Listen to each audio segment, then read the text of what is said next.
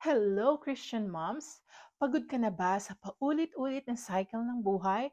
Trabaho, bayad ng bills, errands dito at doon na halos wala ka ng oras para sa sarili mo at lalo na para sa Diyos?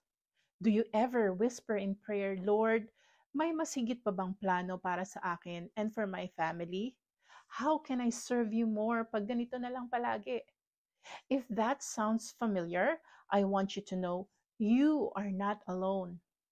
Hello po, ako po si Beth Villanueva. I'm an engineer and an online business entrepreneur living here in Ottawa, Canada, pero originally from the Philippines. I'm a mom of three, a wife, a daughter, and a child of God.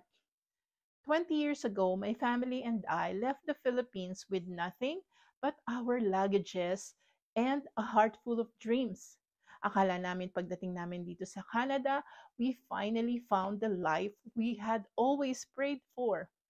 Pero hindi pala ganon kasimple. Kami ng asawa ko ay parehong engineers and wanted to work as engineers pagdating namin dito. Pero ang realidad, ang hirap pala makahanap ng trabaho sa larangan namin. My husband worked exhausting night shifts in a manufacturing plant. Ako naman gumigising ng maaga to prepare my daughter to daycare, then rush to work sa coffee shop. Halos hindi na kami nagkikita ng asawa ko noon. We were running on empty, barely surviving. After years of struggle and with God's grace, nakahanap din kami ng trabaho as engineers. And we thought we had finally made it. Maganda ang sweldo, may stability, maganda ang benefits for our growing family. Pero ang tanong, at what cost? Our work demands so much. Oras, energy, pati na ang kalusugan namin nako-compromise na. Our kids were missing us. We barely had quality time with them. And as a mom, I felt guilty. Kung pwede nga lang wag nang pumasok sa trabaho.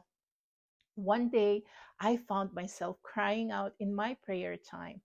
Lord, ganito na lang ba palagi? Puro trabaho na lang ba hanggang 65?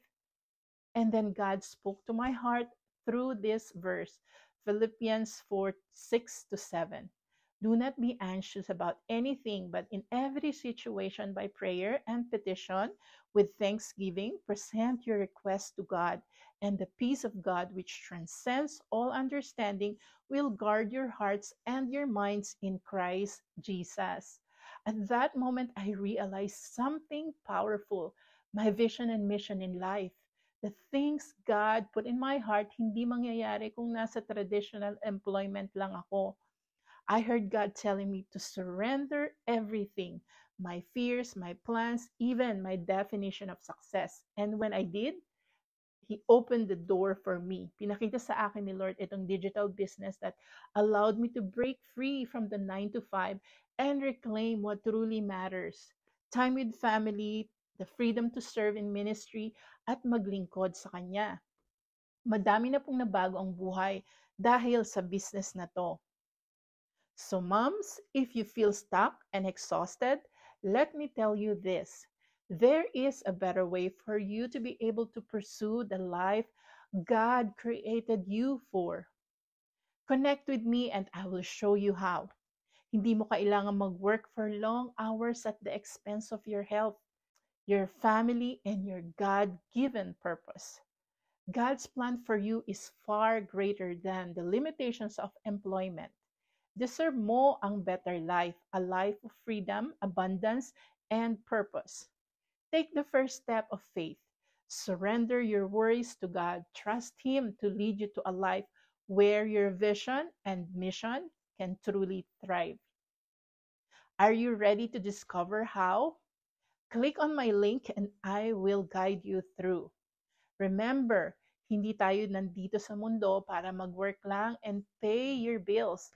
You are here for more.